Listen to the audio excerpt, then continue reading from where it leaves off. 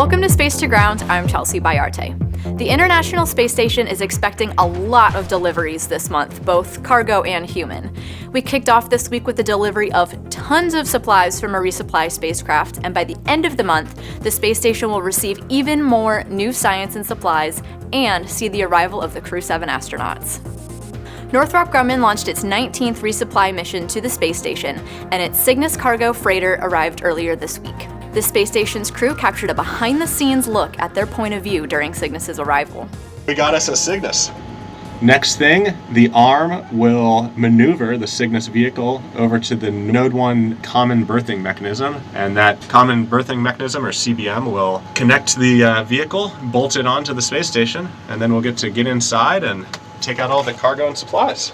Maybe some ice cream, right? Maybe, yeah, we'll see. Maybe some special treats. Yeah. The crew quickly got to work unpacking their new science and supplies. Some of the items included experiments such as fire protection, a new potable water dispenser, and even a memory card with artwork from students from around the world. The next delivery on deck is scheduled for August 24th, when the Progress 85 cargo spacecraft will arrive at the space station. We'll be airing both its launch and arrival live on NASA TV and on your NASA app.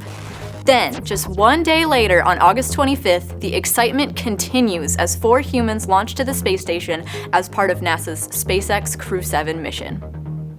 Crew 7 is made up of 4 people: NASA astronaut Jasmine Moghbeli, Danish astronaut Andreas Mogensen, Japanese astronaut Satoshi Furukawa, and Russian cosmonaut Konstantin Borisov.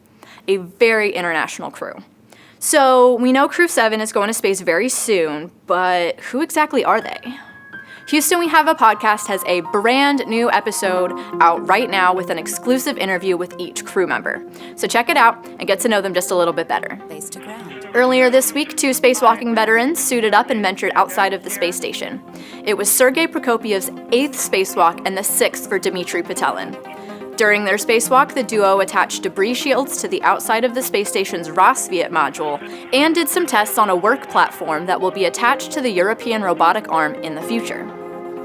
That is all for Space to Ground. Thanks for watching. Do you need more space? We've got you covered. Head over to nasa.gov and we'll catch you next week.